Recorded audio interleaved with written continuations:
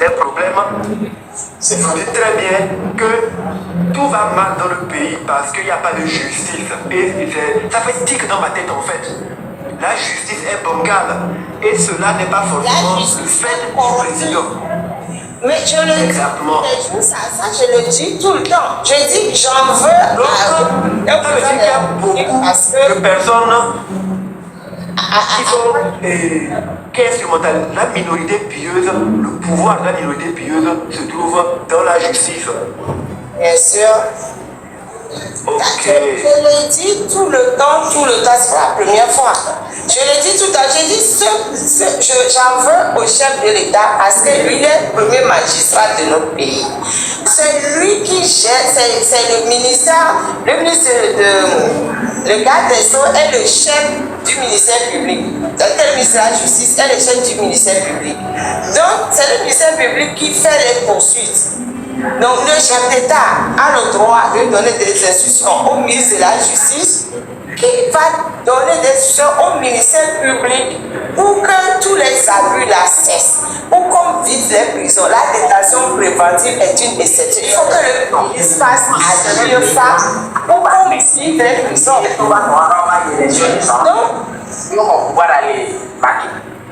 c'est parce que les instructions ne viennent pas pour que le juge, pour que le ministre puisse faire son travail, que j'en veux au chef de l'État. Il sait ce qui se passe. Pourquoi il ne donne pas des instructions fermes à son ministre pour dire, ministre, tu fais ton travail? Pourquoi les prisons sont archi pleines? Pourquoi est-ce qu'il ne met pas son pouvoir de chef d'État pour il tape sur la table et dit ministre de la Justice, les prisons sont archi pleines? Pourquoi il y a autant de monde? Je lui en veux. Et puis il y a longtemps qu'il a fait. Il y a plein d'autres raisons aussi pour lesquelles je lui en veux. Mais bon. Non, mais là, Cameron, s'il vous plaît, on va aller. Quand la marraine dit il y a plein de choses qui fait qu'il en veut au chef de l'État, en temps on a l'opportunité. C'est une des raisons qui nous pousse aujourd'hui à les écouter. Moi, je l'écoute avec beaucoup d'objectivité, avec beaucoup d'humilité. Moi, je veux savoir les autres raisons aussi. Parce que ça va permettre à d'autres personnes aussi de comprendre qu'à quelque part, il y a un problème. Moi, je ne comprends pas pourquoi aujourd'hui nous ne pouvons pas regarder dans la même direction, même si on ne sait pas le problème du taureau aujourd'hui et aucun de nos agissants ne peut atteindre la solution. Il faut qu'on regarde de très près qu'est-ce qui n'a pas marché, vu comment la marraine explique la chose. Si de temps en temps on a des débats de ce niveau où on se pose des questions et on se demande à comprendre qu'est-ce qui fait qu'aujourd'hui nous sommes à ce stade. Parce que si on parle de la justice, effectivement, cette justice, vu comment la marraine l'explique, quand un juge, comment on appelle, un juge sait qu'on ne peut pas déférer quelqu'un pour quelque chose comme ça selon le code pénal et selon la procédure, la personne a besoin juste de dire la loi. Il a juste besoin de dire le droit. On n'a même pas besoin que quelqu'un lui dise ce qu'il doit faire parce que les textes sont clairs. Et quand elle le dit comme ça, moi je suis convaincu, j'achète. Je ne peux même plus contredire. Plutôt prochainement, quand je vais allumer mon live, je vais dire exactement ce qui est censé parce que c'est clair. Et quand elle dit c'est pour ça que j'en veux au président de la République, ça aussi, je la donne aussi raison parce que ça, on est plutôt premier magistrat. Parce que c'est lui qui est le premier magistrat. Maintenant, les autres raisons, c'est quoi? Je veux aussi avoir les autres raisons. Parce qu'aujourd'hui, je veux finir en même temps avec qu'est-ce qui vous la voulez encore pour d'autres quoi? C'est-à-dire, il a fait 20 ans, il a fait 30 ans, ça fait 60 ans qu'ils sont là, ils doivent partir. J'ai déjà dit. Si c'est des choses comme ça, on va parler sur la parole du Parlement. Pardon, j'ai déjà dit plusieurs fois dans plusieurs vidéos et dans plusieurs de mes lettres que si le peuple togolais avait le minimum que monsieur le fait, comme je suis sur votre palais, dit monsieur le président, sur le mien, il l'appelle fort.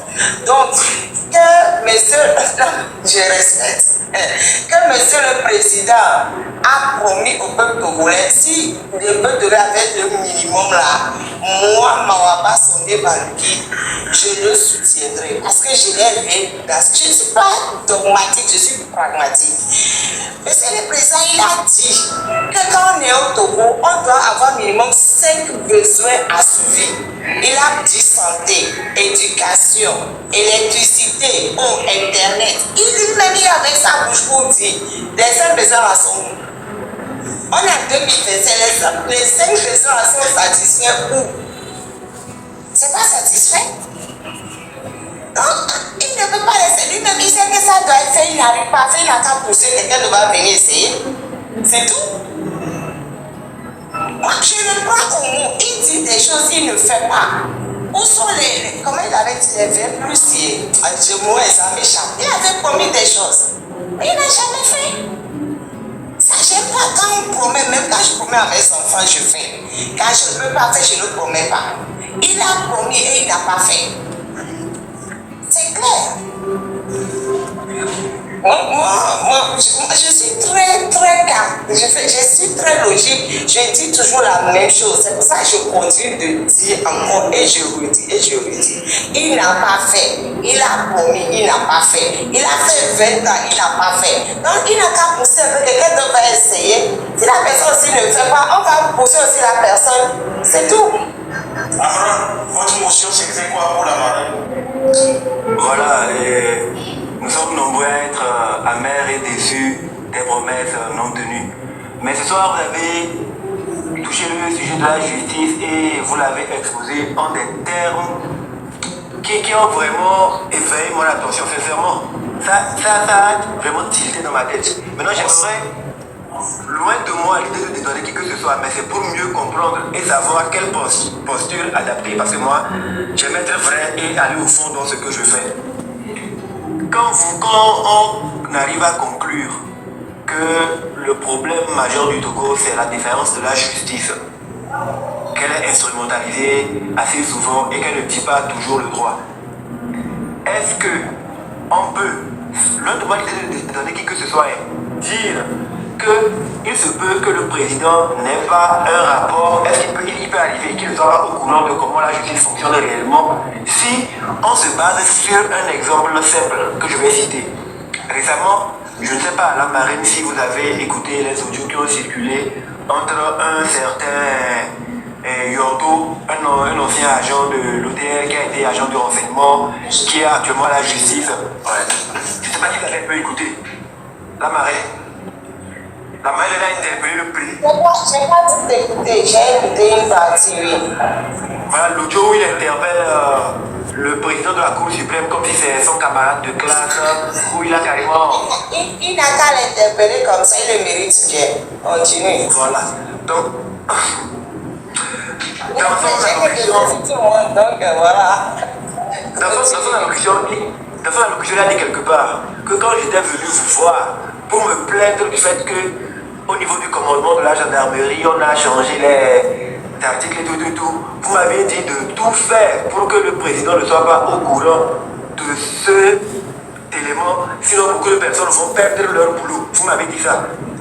Est-ce que cela veut dire que jusqu'à ce haut niveau, ils ne rendent pas compte fidèlement au patron pour se protéger entre eux? C'est juste pour comprendre en fait.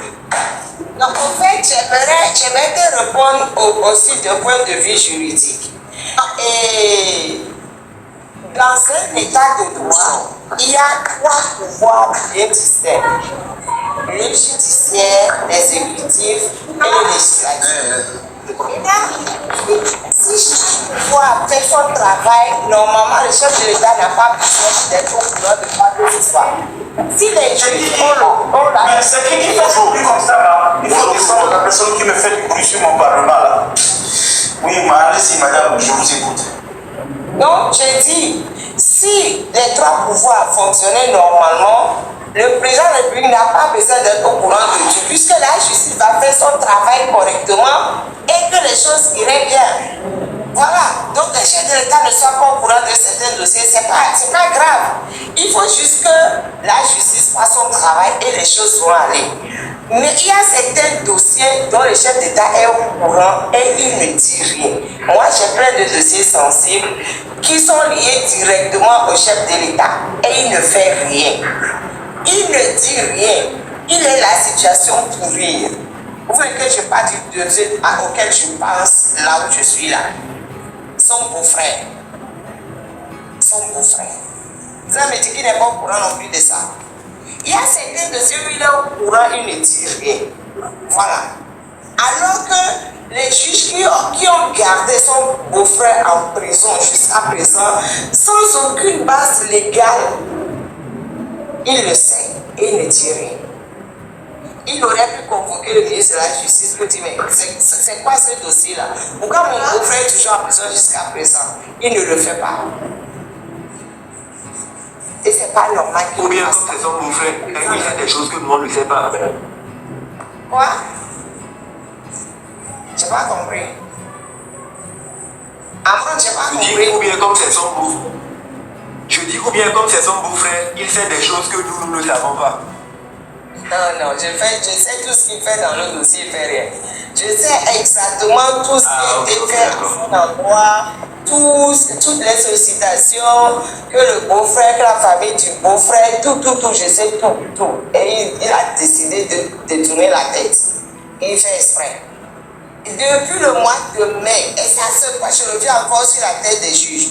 Depuis le mois de mai 2024, le juge d'instruction a rendu une ordonnance de règlement et a dit voilà, envoyez le dossier en jugement. Le procureur est parti prendre le dossier pour venir déposer sur sa table depuis mai 2024. Il n'y a pas audience jusqu'au jour où on parle. C'est illégal. C'est illégal. Donc il y a plein de certaines choses, il est au courant, il ne réagit pas. Je ne sais pas pourquoi d'ailleurs. Je ne sais pas si en sous-main, c'est lui qui donne des instructions pour qu'il soit comme ça, ou bien c'est, je ne sais pas, mais il y a certains dossiers où vous pourrez réagir, il ne réagit pas.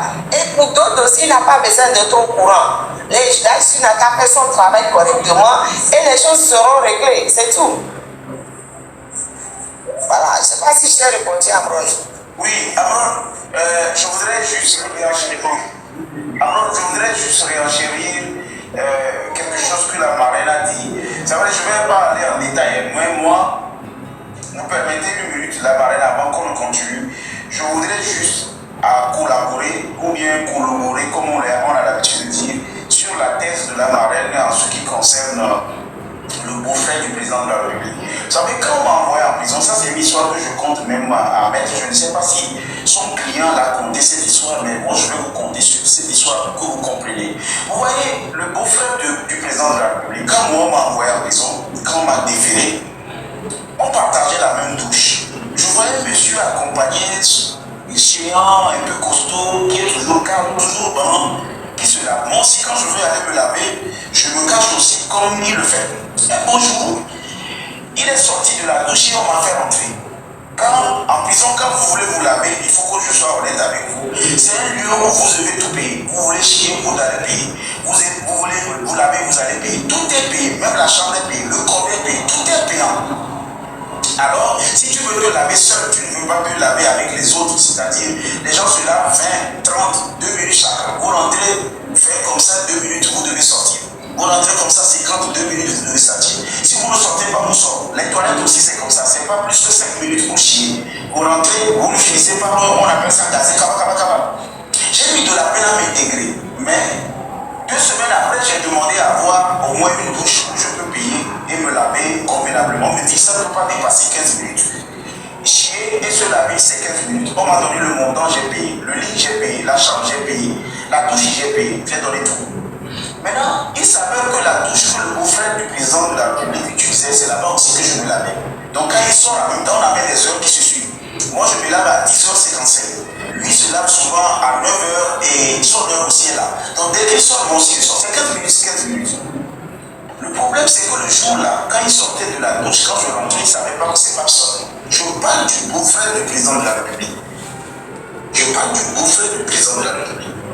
Et après, il a demandé, mais le monsieur, le jeune qui est rentré là, c'est qui? On lui dit que c'est Papson. Il a fait demi-tour. Il est venu dans la douche comme ça. Et il m'a interpellé dans la douche. Parce que c'est une douche qui est fermée comme ça. C'est à peine un cercueil, ce n'est pas grand. Et pendant ce temps, il y a 20 personnes qui se lavent ici. Mais quand nous on veut se laver, il n'y a personne. Quand lui veut se laver, il n'y a personne même dans la douche. Mais des fois, moi, quand je veux me laver, il y a 20 personnes dehors et puis moi seul, je suis dans la douche. Et là où je veux me doucher, il y a aussi les toilettes là-bas. Maintenant, quand il est sorti, on a dit que c'est moi et puis il est revenu, mais personne. J'étais étonné. En cabine, ça veut dire, je suis arrivé ici, puis je n'ai pas cherché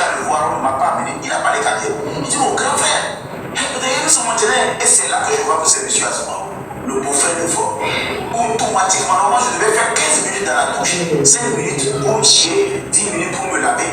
Mais quand le grand frère, j'ai remarqué que c'est monsieur Ahmad, c'est-à-dire le beau-frère du président, qui a dit, je suis arrivé et puis je n'ai pas cherché à le voir. Au jour là, je n'ai même pas, je me suis même pas bien lavé. J'ai arrêté même caca, je n'ai pas chié. Je suis sorti bien dans la douche et après, j'ai demandé à le rencontrer, on m'a mis chez lui. Wallahi. J'ai pris du thé avec lui et pendant le thé, on discutait. Je pensais que c'est quelqu'un qui va me dire qu'il est énervé, il n'aime pas le président, il déteste le chef de l'État. J'ai essayé de lui poser 2 ou 3 questions. Franchement, j'étais cassé. Voilà un monsieur qu'on renvoie en prison parce que, en fait, il n'est pas d'abord médecin, il ne sait même pas ce qui se passe. Il est arrivé peut-être en retard ou bien il a fait ce qu'il a fait. Il m'a tout causé. Comment il a fait X, comment il a appelé Y, comment il a demandé tant, comment ils sont arrivés à l'hôpital, tout ce qui a été fait, qu'on dort, marcher, tout ce qui m'a tout coûté l'histoire, mais sans animosité, sans colère. J'ai dit, mais grand frère, je ne comprends pas, il y a quelque chose qui n'a pas marché. Il me dit non. Là où il est, il a remis tout à Dieu. Il ne sait pas ce qui s'est passé, il ne sait pas pourquoi c'est comme ça. Mais lui, il remet tout à Dieu. Au contraire, il était en train plutôt de m'encourager. Il m'a posé 2 questions. Moi, j'ai dû lui dire l'histoire de Myriam Dossou. Vous savez, nous les Kabiers, moi je ne suis pas Kabier 100%, mais ma maman est Balanga. Elle est la fille du roi Balanga, derrière Kara. Notre maison n'est pas trop de Bénimo et de Machassi. Bon, ouais, nous les. Chez nous, maman est Balanga aussi, non? C'est pas nous sommes cousins. Maman est Balanga aussi. C'est pas nous cousins. Nous là. Soit on vous dit ce qu'on a à vous dire, vous me détestez, mais on vous dit là, on n'a pas peur. Mon papa est le Kiti, il est à Néo, ma maman est Balanga. Vous voyez un peu, c'est les gens de Lama. Si vous remontez dans l'histoire des Lama, vous allez comprendre un peu ce qui s'est passé entre, voilà, pour ceux qui connaissent l'histoire. Donc, moi j'ai été élevé comme l'enfant d'une princesse. Et mon papa, c'est un prince, il est de Kiti, de Mwamba. Donc, Balanga ne donne pas ses filles à n'importe qui. Il faudrait que ton père aussi soit un prince ou bien quelqu'un qui est de la cour. Et c'est comme ça que moi, tout ce que j'ai pu retenir dans cette histoire, je le dis. Il m'a demandé, tu as vu ce qui se passe ici. Tu as vu comment ça agit depuis grand frère. Moi-même, je n'imaginais pas ça. Mais à la fin des comptes, on ne peut pas être le beau-frère du président de la République. Sois honnête. On ne peut pas être le beau-frère du président de la République. On se retrouve dans cette situation et puis on n'est pas en colère. C'est ce que je n'ai pas compris. La personne, la marraine peut-être est l'avocat du monsieur, mais je ne sais pas qu'est-ce qu'il a. Il n'est pas en colère du tout. Il n'est pas énervé. Il dit Dieu fera. Et puis il dit que lui, actuellement, il a pardonné à tout le monde. Il n'a envoyé à personne. À chaque fois quand je vais saluer le monsieur, il est en prison, mais je me baisse toujours.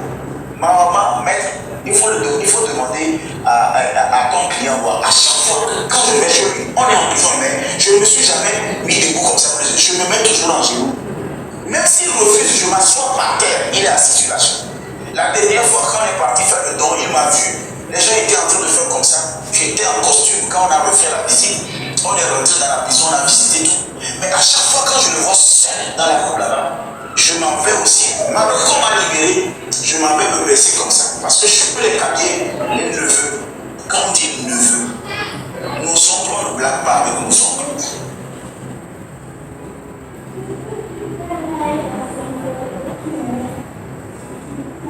Quoi, il y a coupure de CD. Je pense, hein. C'est le Togo. Le délestage, je suis. Nous sommes dans le noir. On a beaucoup de problèmes Mais j'avais prévenu qu'il y aurait beaucoup de coupures jusqu'à la fin du mois, donc normal.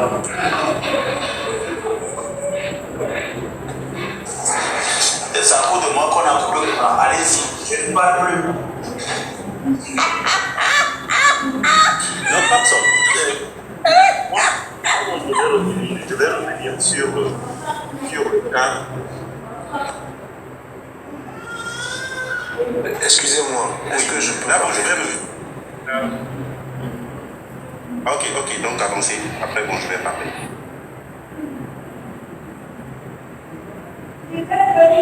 Allez-y. D'accord. Moi, je suis un jeune étudiant togolais. J'ai fait un peu de droit. C'est pourquoi ce que vous disiez me passionnait un peu. Et un réel problème, comme vous le disiez tout à l'heure, au niveau de la justice togolaise. Moi, je la connais un peu, bon, en tout cas de loin, parce que c'est ce que j'ai étudié dans